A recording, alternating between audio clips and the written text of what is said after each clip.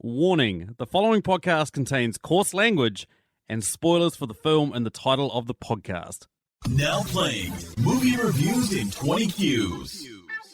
Hello, you goddamn fantastic people, and welcome to the podcast, Movie Reviews in 20 Qs, the show where we review a movie by asking 20 weird and wonderful questions about it. This is episode 202, and, you know, every time you do episode 202, you've got to bring in somebody special, and it's Kahu. How you going, Kahu? Hey, I'm very well. You are very special. Episode 202, yeah. I'm not quite like Sam's voice. I'm not everywhere all at once, but here I am. Great title, great film. It is what we're doing this week, as you guys can see by the name of the podcast. We are doing everything, everywhere, all at once. A brand new film that has literally just come out here in New Zealand, starring Michelle Yeoh, Kahu Juan. Jesus Christ, I can't say. Fuck! But I don't want to do. Do you want to do these names? Sure. Stephanie. Okay. Stephanie Sue, right? Kihui Kwan, and Jamie Lee Curtis. Oh, fucking go for the easy one, eh? Did you recognise her, by the way? Yeah, I did. It took a while, though, right? No, not really. Okay, what about Ki Kwan? Did you recognise him from anywhere? Well, no. I knew I had seen him somewhere, but had to look it up afterwards to see who he was. I'm just laughing at the other name. James Hong, he's been in quite a few things as well. The grandfather in this. And then Jenny Slate, Big Nose. That was her character's name. Yeah, I know. Nose. That was going to be one of my dick moves on the writers, calling her Big Nose. Anywho. So yeah, it just come out, has a score of 8.9 out of 10 on IMDb, 97% on Rotten Tomatoes. Whoever's seen it the most recently has to give a plot. And since I run this podcast, it's never me. So Kahu, what is the plot? What is the plot of Everything Everywhere All at Once? Exactly. What is the plot? Yeah. So it's about a Chinese American family who own a laundromat, going about their daily lives, the normal trials and tribulations until the mother Evelyn is awoken to the multiverse. Let's leave it at that. Yeah, it's like I just don't know where to start and don't know where to end with the plot. How on this do one. you? Yeah, like how do you possibly try and describe the plot of this film? Google has it as when an interdimensional rupture unravels reality, an unlikely hero must channel her newfound powers to fight bizarre and bewildering dangers from the multiverse as the fate of the world hangs in the balance. Yeah, but it's not that though. It's in its essence, it's the relationship between a mother and her daughter. And the grandfather. Yeah, and the it's grandfather. Multi-generational shame and... Yeah, it's like the multiverse is almost secondary to all that kind of emotional weight going on. Exactly. Learning to love and accept, and whether everything means anything or whether it's all just a load of shit, you know? Yeah. There's so much in this. I mean, there's a real element of dealing with depression and mental illness in this film too. Like it's heartbreaking that the daughter is she's like existentially sad across all of the multiverses. It's a bit depressing, really. Yeah. Could you imagine how sad that would be? Like if you lived all these thousands, millions, I don't know, fucking billions, whatever, of lives, and none of them you're happy. Yeah. And so you're just like, this is all just irrelevant. Just dumped everything on a bagel. Yeah. The bagel just folded in on itself. That's what life is, really. Yeah, and she lives all of that sadness in all these worlds at the same time. It's just like, wow. Yeah, it's something else. It is something else. But let's talk about it a little bit more soon. If you haven't heard this podcast before, what we do is we review a movie by asking 20 questions about it. We start with 10 that can be applied to any film, unless there is only 2 of us, which there are, so we're going to do 13 questions that can be applied to any film. We're then going to move into 3 personal questions each after that, before finishing on a Patreon question.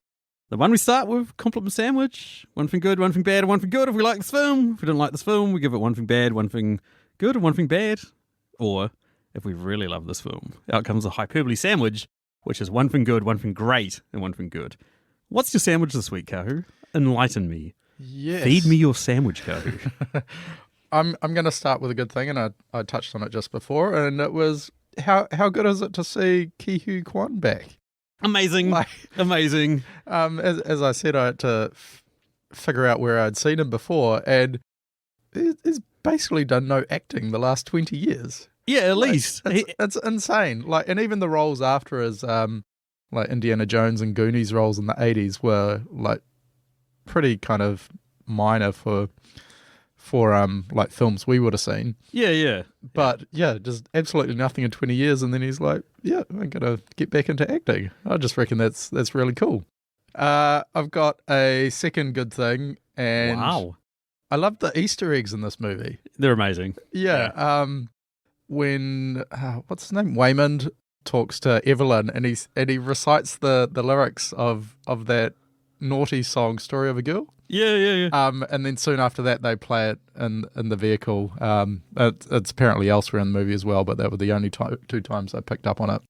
And apparently, when the dude was writing it, he the words the lines came to him to write that, and he was like, "Wow, that's amazing!" And he didn't realize at the time that he was actually just reflecting the lyrics of that song that he used to listen to 20 years ago. Holy shit! Which I thought was really funny. And what else was there? There was the foreshadowing of the butt plug awards. Yes! You knew that was going to be something at some point in the future. And also the Back to the Future-esque power plant on Gong Gong's wheelchair. That was cool. Awesome. And I'm going to do it. I'm going to go with a third one. What? Yep. A hyperbole sandwich! Yep. Maybe it's just my post-COVID good mood.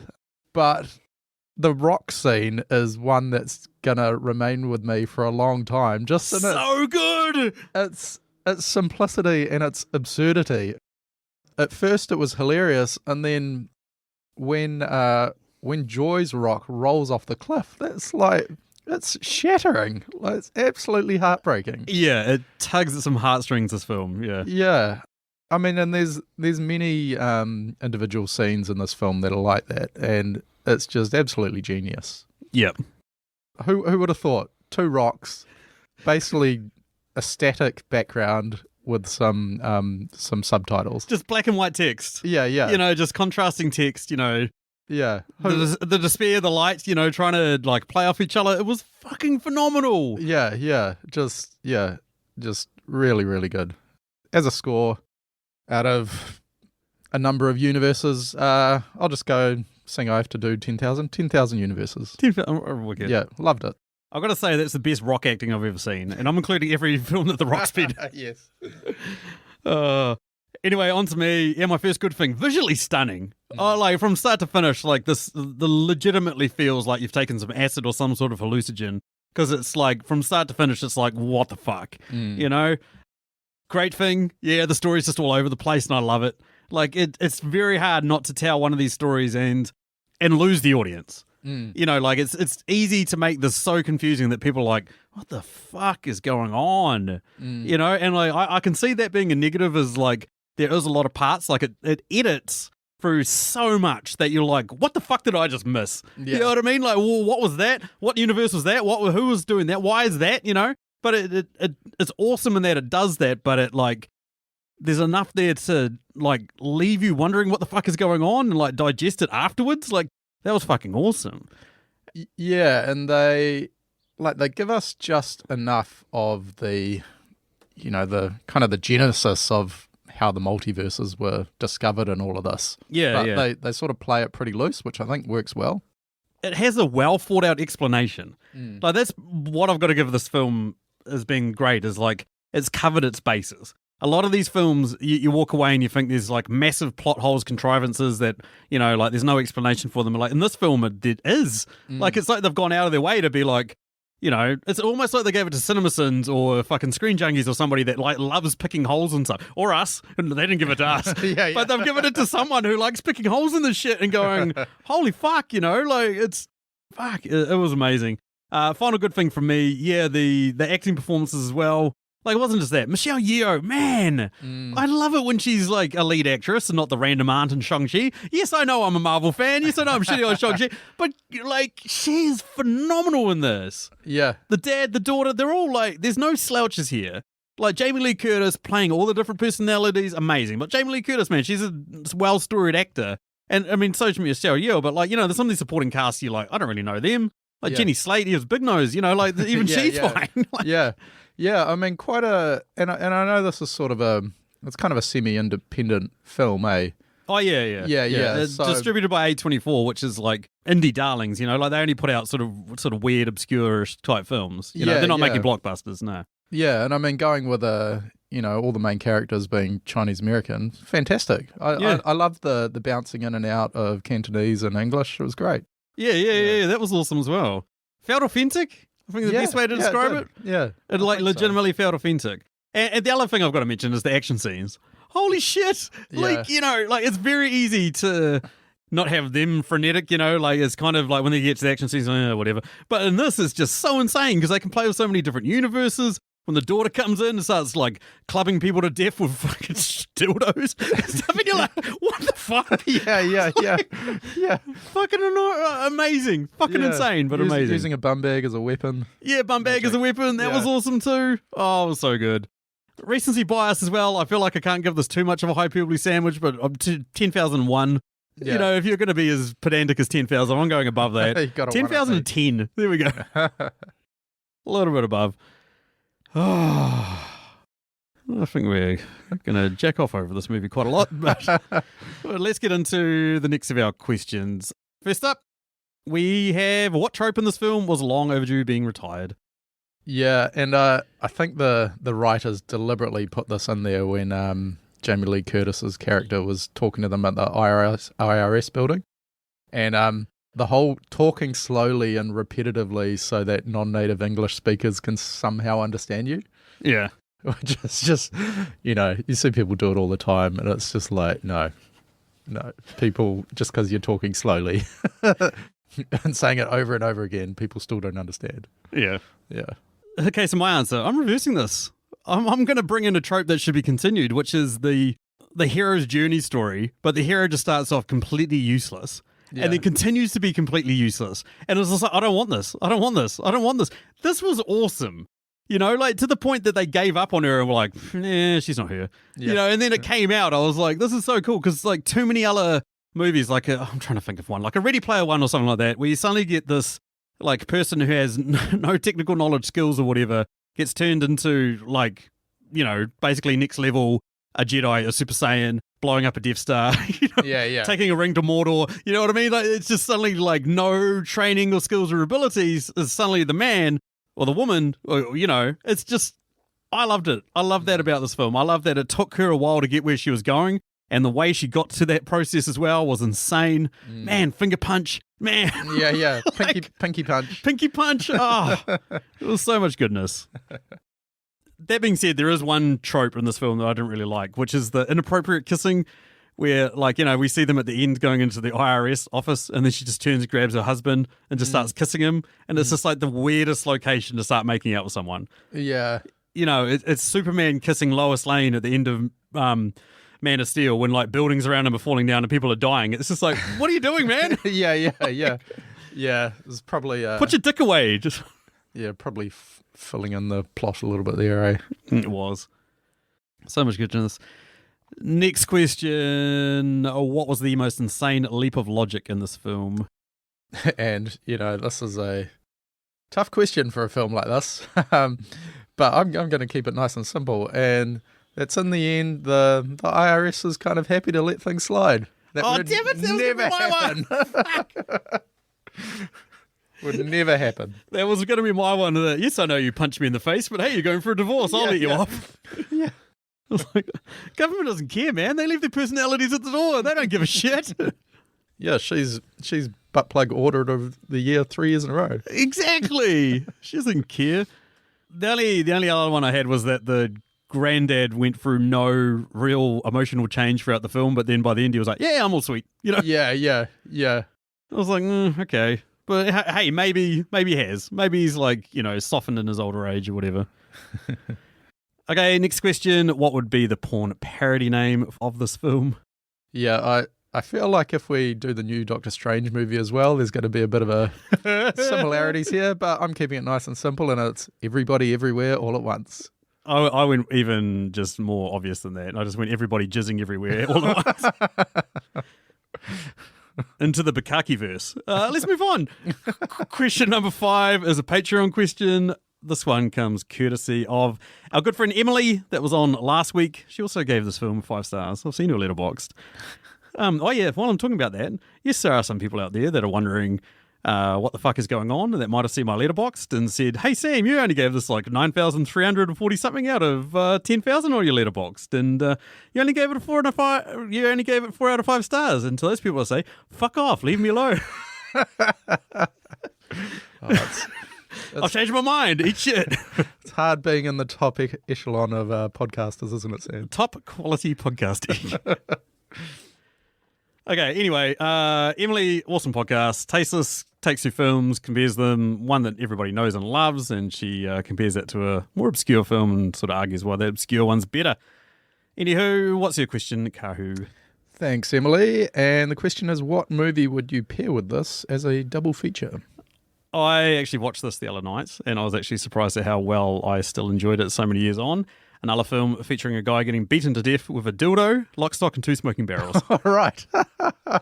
Purely for that reason. They make no sense. The only other ones I could think of was like The Matrix or Eternal Sunshine of the Spotless Mind, which I think were also like, good meditative, philosophical approaches that blended in other genres, into the sci-fi world. But yeah. Yeah, I did have The Matrix just as a more to compare how they treat similar material. Yeah. Like this one is more leans in towards the relationships and the emotional relationships between the main characters, as opposed to The Matrix, which is, I think, more focused on sort of more that whole save the world type narrative. Yeah, Matrix is definitely way more action heavy. I feel like I should give your thunder back to you now that I've just stolen it right before you answered. Anyway, next Patreon question comes courtesy of our man Nick Haskins of Nikolis Kitchen. He runs live stream for The Cure as well, an awesome event that we will be involved with once again this year.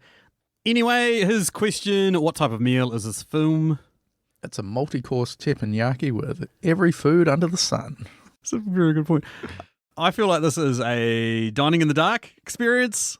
Basically, sort of thing like it's a Chinese food of a dining in the dark where you show up there, you've got no idea what the fuck you're going to get. Yeah. You've got no idea what's coming next. You don't actually know what's happening around you, who you're with, so you let your imagination fill in all the crazy that's, happening around you. It's that. Yeah, mystery meal. Mystery meal. Not the usual one that you like getting from a restaurant at fucking 2 a.m. where you get a bit of mystery meat. It's something a little bit different from that. Next question is what, Kahu? Question 7. What was the biggest dick move in the movie? I've got a tie. The granddad straight up going to murder the daughter, just like, oh, well, whatever, bye. Yeah. It was that one, but then I thought to myself, and it was also Michelle Yeoh, like, saying to her daughter, "You're getting fat." Oh, yeah, that's right. Drives off. I forgot about that. Yeah. What the fuck? Hey, I'm really upset. You're getting fat. Yeah. Eat some healthy food. Yeah. I had Evelyn introducing Becky to Gong Gong as the friend. Yeah. But to be fair, she did redeem that later on. Was that later on, or was it in a much later on? Yeah. Yeah. Or in was a that the party similar later? universe, or I don't know. It was fucking hard to keep track of. Yeah. Hard to keep track the number of universes. All right, next question comes courtesy of our man Chris Yeni. You're the fucking man, Chris. We love your work. And his question, what song would you insert into this film and where? And we try to be as on the nose as possible. Yeah, so my answer is when Evelyn and the rest of the family are being interviewed at the IRS, and Evelyn's just trying to stay in the current universe and keep herself centered. So going for a nice little simple song, I'm a Little Teapot. Jesus. Just to keep herself on the level. Oh my God. Not for all the tea in China. Good on you, Kahu.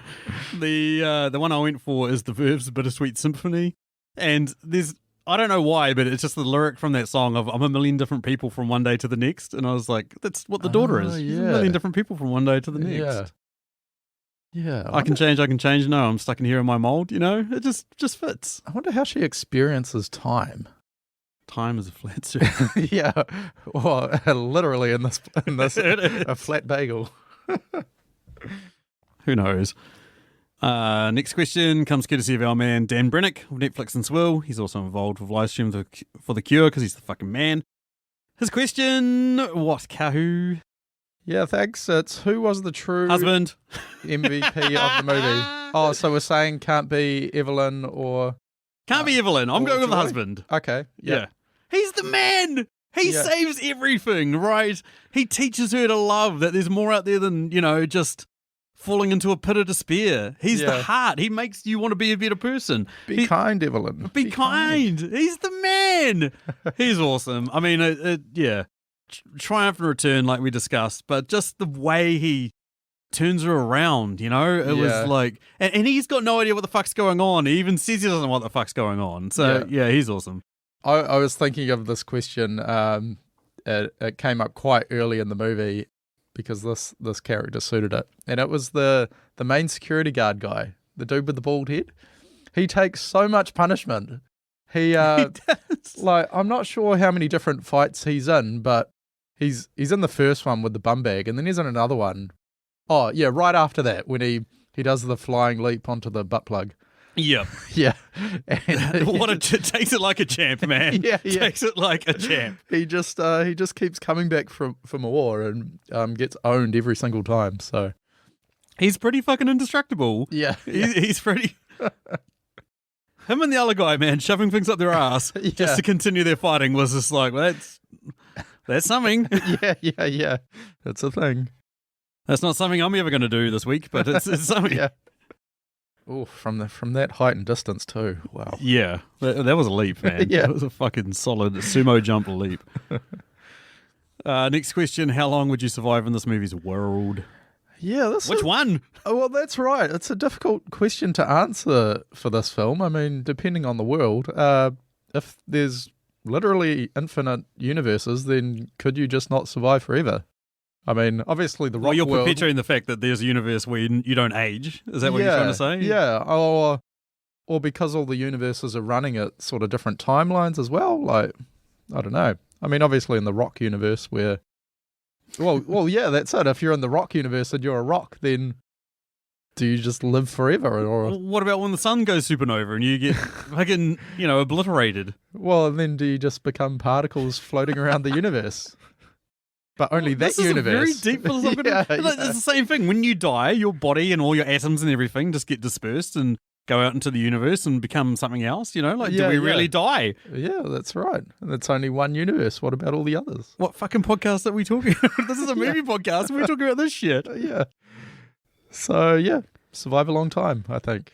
The funny part is I've written down forever because I can think of some fucked up shit. I think I would go full universe pretty quickly, like she's just like, I just got to say I love you to that person. And I was like, man, the amount of weird shit that I can do that comes into my brain that's just like, man, I should do that. Yeah. Why? Yeah. I've had meetings like that where I'm just like, I wonder what this person would do if I just leaned over and kissed them on the forehead. Yeah. Or it's funny, how your mind wanders like that. Or like, what would happen if I just punched this person across the table right now? I've had that one a few times, and then of course they ask. He's thinking that right now. Yeah.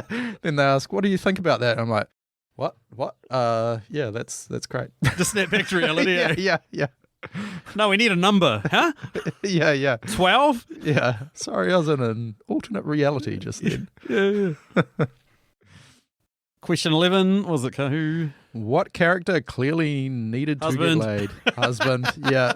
I could go with that. Jumping on him. You feel so sorry for him. Yeah. He's the man, but at the same time, he's missing something. He's missing the affections of his wife, who's so preoccupied with running laundry unsuccessfully. And yeah, I mean, I think there's quite a few characters in this actually. I'm going with Deirdre, Jamie Lee Curtis's character. Oh yeah, she needs to get slammed. Yeah, she's clearly got some anger against past relationships going on there. So yeah, there is a lot of build up that needs to be released. Rank. Question 12. Have fun with this. What deep philosophical debate arose in you while you were watching this film? Yeah, so if I could verse jump, would I leave my current universe for good? You'd be fucking gone. Admit it, man. Admit it. If you could find that universe where you just get to do whatever the fuck you want. Yeah, hot dog fingers universe. Give me that. No, maybe not that one. Probably not the rock one. Although the rock one I think would be quite relaxing. Knowing you and I we'd find the one where everything's perfect and we'd go there and be like, this is fucking, this unit, this is the one, this is the one. Next day, asteroid headed for Earth, we're all going to die. Yep, that's about right. Yeah. Broken the space-time continuum. Yeah. Just wallowed into an existence where you experience everything, everywhere, all at once. Yeah. Just all the pain that's ever been inflicted on you all at one time. Yay. It would be a big bagel. It would be a massive bagel. I had two. One was how much drugs did the creators take when they were writing this film, and can I have some? Yes, that's a good one. There was that, and the other one was like, should New Zealand make it legal for people to be able to murder someone that's talking throughout a movie while at the cinemas? Because we had this couple behind us that talked for the entirety of the film. What felt like the entirety of the film? I'd say conservatively at least 80%. 80% of the film, but the worst part is, listeners, is like it was like kind of hushed but not really, so it was loud enough to hear them, but like it was not loud enough to be discernible, so you're like sitting there just going it was like having a fucking bumblebee in my ear for 80% of this film. Oh man, you were so dark when we came out of that film. I was just wanting to talk about the film and you're like, oh, these stupid people behind us. Yeah. I think there was a situation where my lack of peripheral hearing came in handy. You're very lucky. You're very lucky. Like, what people? Fuck those guys, man. Fuck them. I was so frustrated. I turned around and coughed at them. I turned around and glared at them. Gave them massive hints. Worst part is one of them had this like feet up on the back of my seat. So halfway through I was like, why do I smell feet? Oh, really? Yeah. Oh, yeah. That's not on at all. Fuck, I should have murdered them. You wouldn't be hearing this, listeners. You'd be missing out on me having a fucking rant. You should have just turned around in your chair, like fully turned around, put your feet up backwards, and just stared at them until they shut up. Should have. I should have fucking, like, I honestly don't know why I didn't say something. Yeah. There was part of me that wanted to just turn around and just go, look, if you guys want to talk to each other, go to a bar. Is this a bar? No, it's not. It's a fucking movie theater. Shut the fuck up. Yeah. Oh, I should have. What am I doing? It was only because it was only me and you, and there was four of them. I think that was the only thing that was going through my head of like, Kahu's going to run away if I start a fight. Oh, we could have taken them. Oh, yeah, we absolutely could have taken them. We could have sprayed our COVID all over them. Yes. Yes. There we go. I did notice that when I coughed in their direction, they got a bit like, oh, yeah. Yeah, man, you should have, real loudly just gone, oh, man, we really shouldn't have come here with this COVID. Yeah. How accurate do you reckon those rats tests are, bro? Yeah. Anywho, let's digress from the fact I almost murdered someone and go on to question number 13. What is it, Kahu? Yeah, what job would this movie be suitable for? I'm going to go with like a stock trader. Someone that has to keep their mind on a million different things at a million different times. You know, like has to be spread out across the universe. What's going up and down? What are they doing on behalf of their clients? What are their big stuff that the client wants to buy? Small stuff? All that sort of shit. You know, just have that all-round superior knowledge. That one. Yeah. I'm going for a muse for an artist. So many ideas in this film. There are so many. An artist would have material for years. I was originally going to go with something similar, like an interior decorator, and then I was like, could you imagine what your house would look like if you came home for this? Nope. I would love it. Stacey would hate it. Let's put it that way. Let's put it that way, listeners. Let's put it that way. Be like letting Fern loose decorating your house. Arming her full of crayons and fucking pens. Going, here you go. Do whatever the fuck you want. Have some paint. Don't worry about your mother and how she's going to start crying when you get home. It's perfectly fine. Anywho, Kahu, your questions. Yes, to my questions. And my first one is, what absolutely boring setting, i.e. like an IRS building, could you use to make an exciting film? Imagine like a council building, right? So imagine somebody's got pissed off with the council. Almost, Parks and Rec, you know what I mean? Like Leslie Knope, somebody's got pissed off with them, gone full John Wick. We've been in council buildings before, sure, once or twice. We know how boring they are and mundane. I'm sure they're great environments for some fucking weird shit. Yeah, soulless, life-sucking open-plan office environments. Yeah, exactly. Yep, no, I'd agree with that. My second question is, what would be your go-to material to verse jump? So what's the most weirdest thing that I can think of? I don't want to put this on the internet, to be honest. Not butt plugs, not chapstick. What do you got? I really don't want to stick this on the internet. I don't. Well, the floor is yours. Maybe eating a vegetable. Okay. It's pretty weird for me. Going for a run. Doing exercise of any shape or description. Driving past a KFC and not going in. I feel like KFC would be your material on hand, though, so maybe it should be KFC. So a chicken bone in the ear hole or something? Yeah, maybe. Yeah. Just that. But this is, again, it's stuff that's like kind of normal for me. So if I took a drumstick and just started basting my face in the smell so that it's like all in my mustache and I could smell it for the rest of the day, that's just normal behavior for me. Yeah. I've got to come up with something weird. Yeah, it was very loose, that whole, how that whole sort of medium works. Yeah, very much so. I reckon if I went for an hour without swearing, that would probably be pretty weird for me. Oh, yeah. What would be your weird behaviour then? Aside from trying to punch some random dude in a meeting. I don't know. Maybe yeah, you're right. It would have to be something kind of out of it. Like maybe sticking your head in a toilet bowl. But then I've just realised our toilets don't really have enough water in them. You wouldn't be able to get your toilet. You just dip your forehead. Yeah. Then flush yourself. Surely punching yourself in the dick has got to be up there. Yeah. Running into a wall. I don't know. Yeah. I feel like it's got to be something so bizarre that no one's ever done it before. Like something so just like out there. What about, like slamming your testicles in a door? Now we're talking. Oh, yeah. Does that? Yeah, you'd hope you didn't start building muscle memory to that, eh? You know how people often say, I shed a brick? Yeah. The opposite. Think about that in reverse. I inhaled a brick. Yeah. I think we need to stop now. And let's move on to whatever else you've got. Yeah, so we'll move on to my third question, which is, which universe would you be most likely to or least likely to be in? Probably the movie star universe, right? That would probably be a bit of me. Universal acclaim and all that sort of shit. I don't know if I could handle the disciplinarian side of it, because she's like become a martial arts master purely from listening to that martial arts master, guru or whatever, and just that's her life. Yeah, no distractions, nothing. She goes to these movie premieres and that's about it. Yeah, that was it was kind of sad how they had both become movie stars, but then he just wasn't interested. Yeah, and to be honest, if there was one sort of theme that could have come out of this film, it was maybe that one. Like I didn't really care for it too much. Yeah. Is your one going to be the Rock universe, so you could just sit around being stoned all day? Yeah, I would love that. Because they've got a nice view and everything. I mean, part of nature. Yeah, it's pretty cool. They did end up having googly eyes, so maybe they could look at the view. The googly eyes were so fucking awesome, eh? Yeah. I love the googly eyes. It was just such a that type of thing where people have their little quirks in relationships, and so you can totally see somebody just being real into that stuff, and the other partner just being so pissed off about it all the time. Like, oh, this shit again. Yeah. No googly eyes. No googly eyes.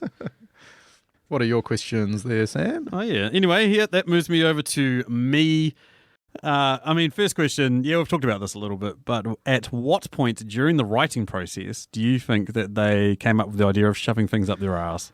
So I think they had a brainstorm session, but kind of in reverse. So normally when you do a brainstorm and you just throw all the ideas out there, and then the out of it ones you just go, no, we're not doing that, and you go with the ones that make sense. I reckon they just reversed that and just went, what are the most absolutely insane things you can come up with?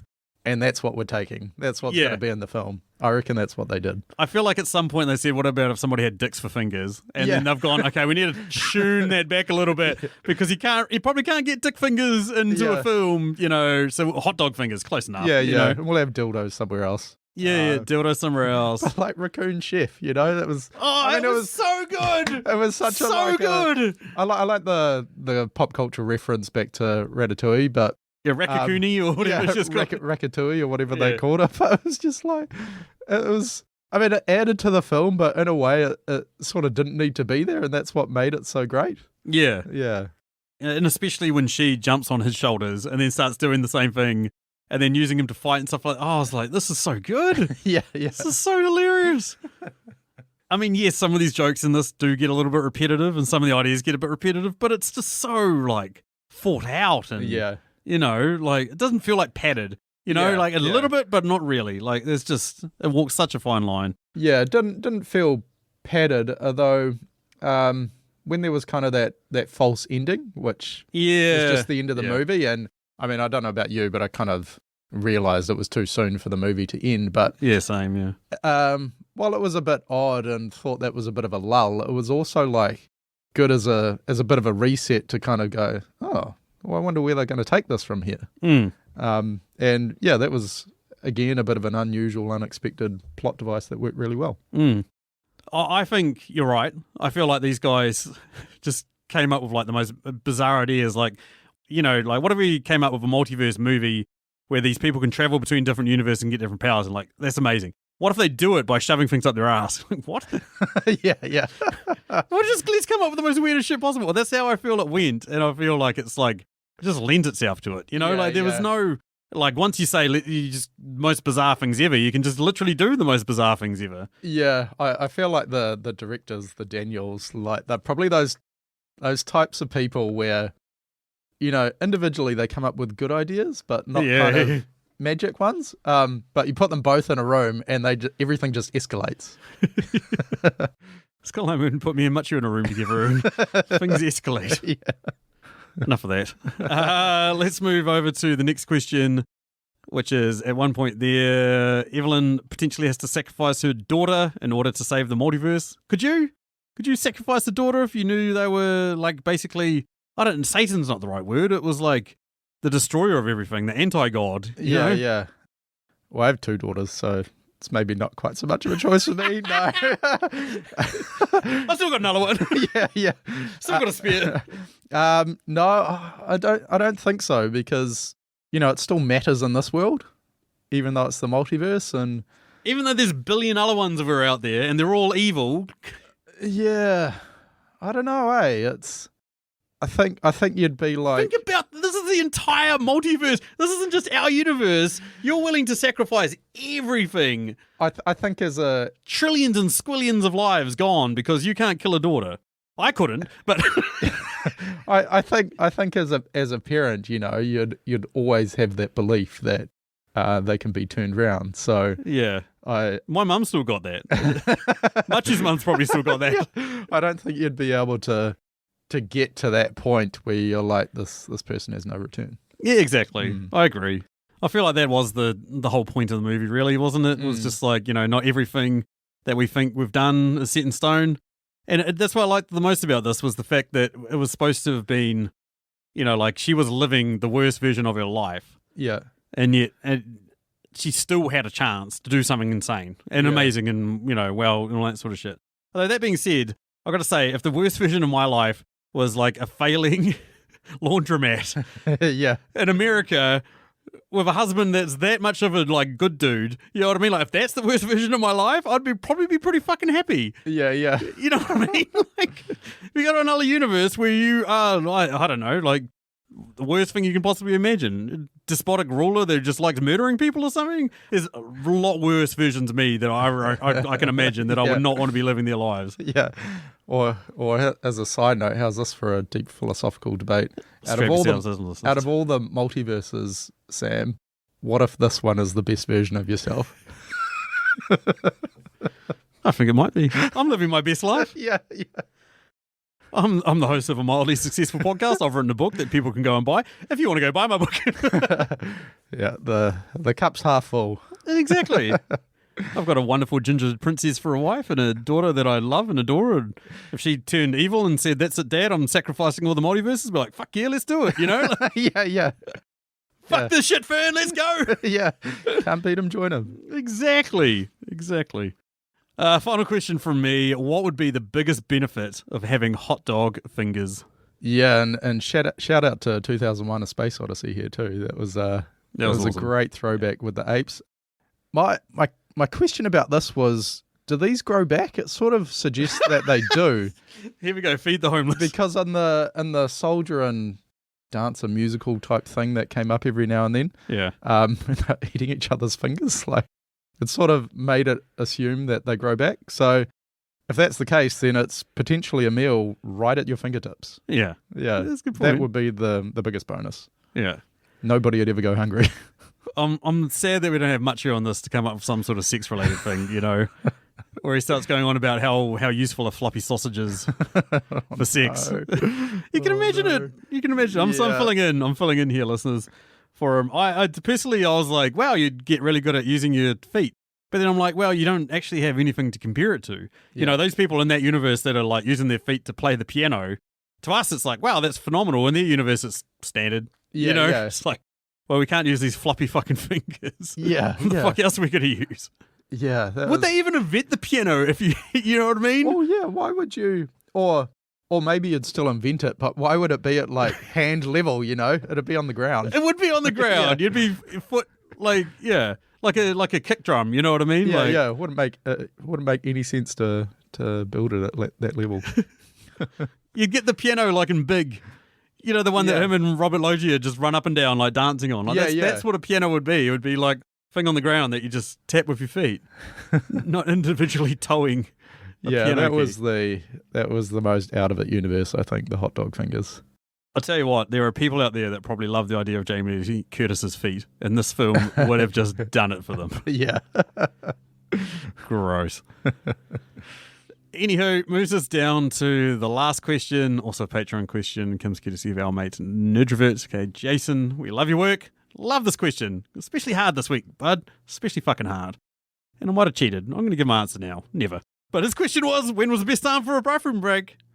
Difficult one for this movie. You'd have to go right at the start, I think, just before they're going into the IRS building.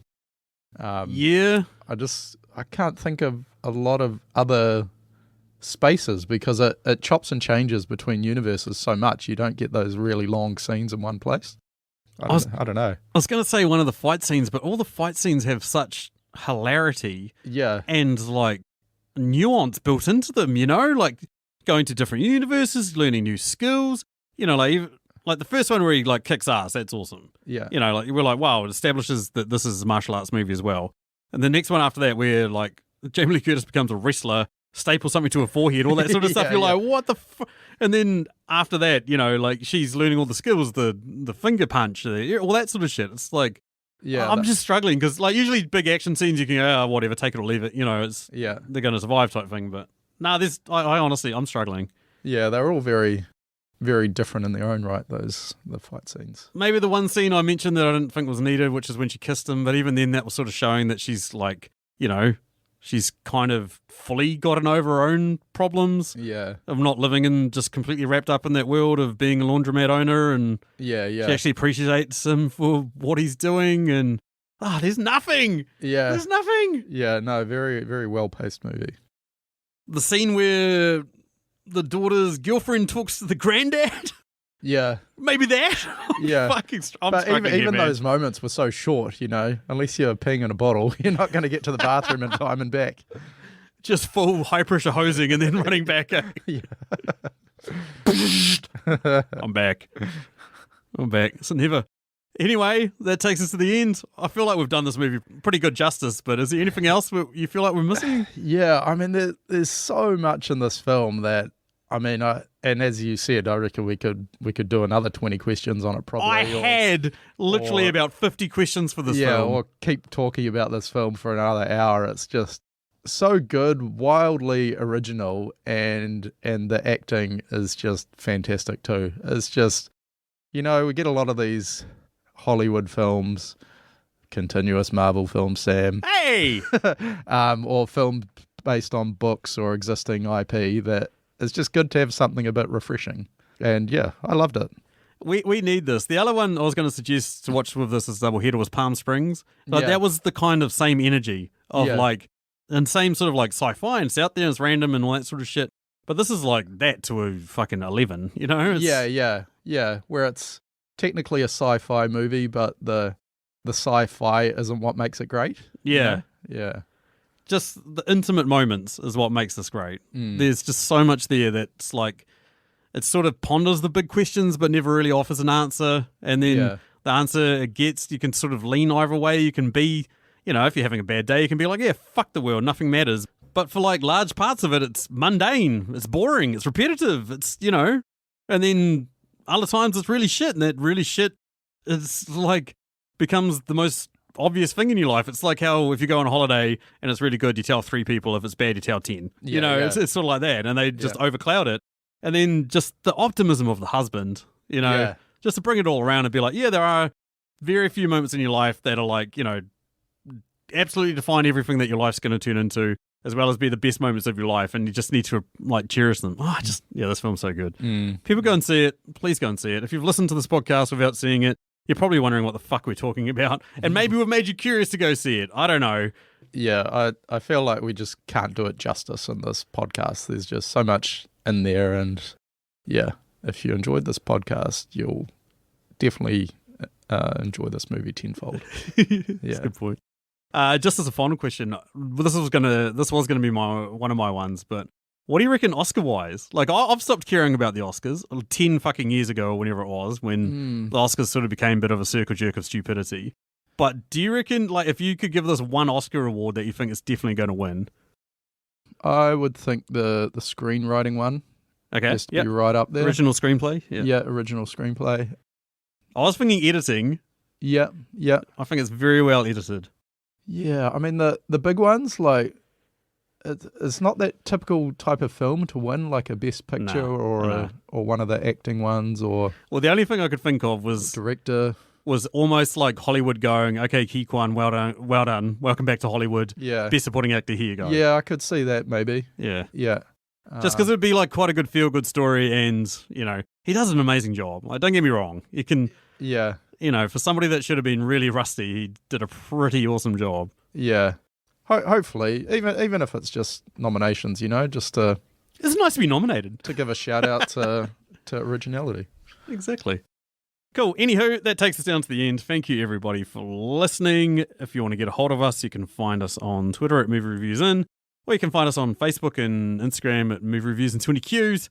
Alternatively, send us an email at mritqs@gmail.com. And, tell us we're right or wrong. Tell us what you thought of the movie. Tell us all that sort of good stuff. Upcoming episode, Terminator 2. Keep talking about it. Who fucking knows? Much you keep speaking. Well, I think it was my fault, the last one. Okay. Yeah, well, I didn't want to say anything, but since you're here. But we'll blame it on Machu. But you're threatening to punch people in the faces, so I'm a little bit fucking nervous to say anything around you at the moment. But, that's supposedly going to be next week's episode, but we'll see. Anyway, that's thanks from me. Thanks, everybody. Catch you next time. Hello, everyone. My name is Nick. I'm the host of Nikolis Kitchen, and I'm also the host of the annual Live Stream for the Cure. Live Stream for the Cure is a charity event where we raise money with content creators and podcast partners from around the world for the Cancer Research Institute, a wonderful nonprofit researching cancer immunotherapy, training the body's immune system to fight all forms of cancer. This is a mission and a future that I truly believe in. And myself and my team worked tirelessly over the past 5 years to raise over $50,000 for this cause. This year, we're aiming for our biggest single goal to date of $20,000, and we cannot do it without your help. Please join us for the event May 19th through the 21st, starting at 9 a.m. Eastern, for 45 hours of content from people all over the world. Together, we can bring hope for a future immune to cancer. The more eyes we reach, the more dollars we raise. Please help us in making this goal a reality. Together, we can make a difference.